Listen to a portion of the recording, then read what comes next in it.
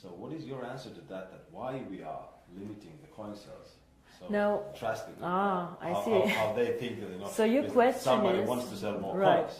So your question is, some of us mine coins and they go to the internal exchange, and some of us sell coins and buy coins. Yeah. So as one coin, as I say, is 1 year old, first of all, it's not like Bitcoin, it is not a liquid market yet. So it means that there might be a day where we have huge demand for coin sales or huge demand for coin buying.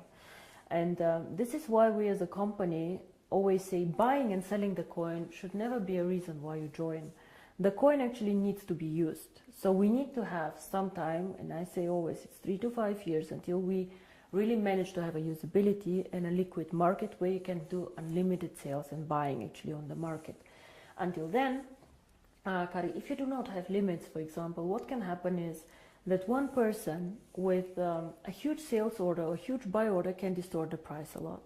And this is what happens to Bitcoin often. I don't know if you see all this going up, down in a very, very big amount. And this is called volatility, and we do not want to have a very big volatility for our coin. People do not understand how it can be that Bitcoin today is worth $500 and tomorrow only 400 within a day. This is very disturbing, and if you are a merchant who takes Bitcoin, you don't want to have this.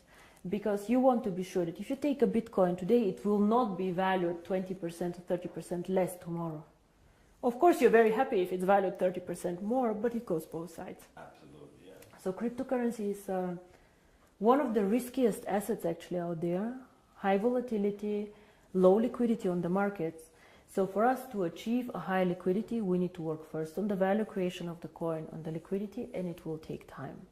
So all these people, why we have created this exchange? We have created it so people can learn to trade it, but it's not a self, the idea is not just that we go buy and sell the coin there, but we wait for the usability of the coin. This coin is very, very young. We have so much way to go, but we have created miracles already. So I'm looking very, very positive into the future. But remember, the internal exchange is demand and supply. So you have to find somebody who wants to sell coins to buy, and the other way around. So the company itself is not obliged to buy back your coins or to sell your coins. If I don't have coins, I cannot sell them. Yeah? And as a company, we do not buy back the coins. So it's always you selling your coins to somebody else or somebody else buying from you. Don't forget also a bit the time differences. When China sleeps, you're awake, and so on. So sometimes, as I said, the market is not liquid and not efficient yet. And then the other question is, which relate to that, is that how is the value created? Now, there are two questions I think inside here. First is what is the value of cryptocurrency, and the second is how do we determine today if one coin is valued €1, €2, or €5? Yes. So we have a concept which is called mining difficulty. And there are calculators out there on the internet for Bitcoin. Everybody can Google them. You just Google Bitcoin mining difficulty calculator and you see how this is calculated. It's a very, very simple thing. You calculate, one is electricity costs for the mining, and the second is computer power. So to mine a coin, you need obviously a computer to do some calculations and electricity to get the computer running. So depending on these two things, the mining difficulty grows or goes down. It goes both ways. It can go up, it can go down. The more miner join, however, the more people who want to mine, the higher the mining difficulty goes. Because more of them are in the pools. And this is, of course, what happens to one coin. So you can simulate this with these calculators. It's nothing that one coin invented. And this is how we today measure the value of the coin. Yeah? So we say if it costs us €5 to create the coin due to electricity, the servers and the computer power, this is what we think is the appropriate price. Of course, it fluctuates up and down based on demand and supply, but always in a corridor actually that we have set. So this is how we determine the price today. And the second question that you had actually is, but one day we go to the open market, so how do we know what is the value of this cryptocurrency? Why is Bitcoin worth $400 and not 1,000 or whatever? And here, in my opinion, there are two things how we determine the value of cryptocurrency. Cryptocurrency is not backed up by anything. We know this. So it's actually worthless. So it's not backed up by gold. It's not backed up by any other asset. OneCoin is not backed up, yeah? Bitcoin is not backed up. But there's still value inside, and I tell you why. One is, first of all, the brand.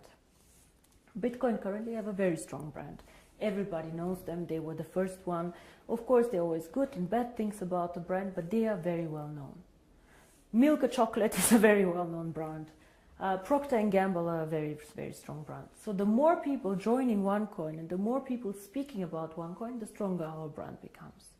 And this, I think, is something that makes us really a family, because if you go in the network marketing approach and go and sell shampoo, it does not make you stronger if somebody on a sideline sells shampoo. Only your downline makes you happy. But here, if another team makes OneCoin popular out there, this makes also your coin stronger and your team stronger. And this is something very, very special about OneCoin, I think. So the brand. And we have currently about 2 million paid members. In the database, we have over 10 million people who know about OneCoin. So we for sure have more users than Bitcoin, for sure. We are different, we are in a different system, but there are 2 million people who tomorrow could start using the coin if we want to. And this is great. So this is one part of the value, but most people use Bitcoin currently as value storage, like gold. I put it in the safe and I keep it there, which is okay, but a bit of a dangerous concept. Everything that goes up can also go down, and you're not special. You know, and if you're not special, why use OneCoin? Why not use 2 coin, 3 coin, dark coin, or not?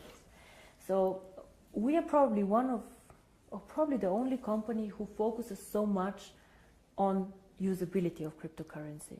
Why cryptocurrency? How can it change the world? And our 2 slogans are the future of payments or join the financial revolution. We believe that actually cryptocurrency can be a vehicle for money transfers.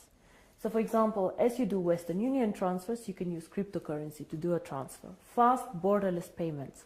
And there's a huge demand for this. 2 billion of people have no bank account. 2 billion. Of course, we cannot capture all of them. But again, if we capture only 10 million or 100 million people, it's a network. It grows so fast. We see what happened, you know.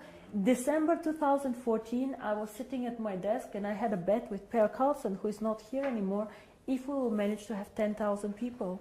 And we did a huge celebration with 10,000 people. Today we have 2 million after 12 months. It is incredible, and this is the network effect. The more people know about OneCoin, the more they will come and the stronger the brand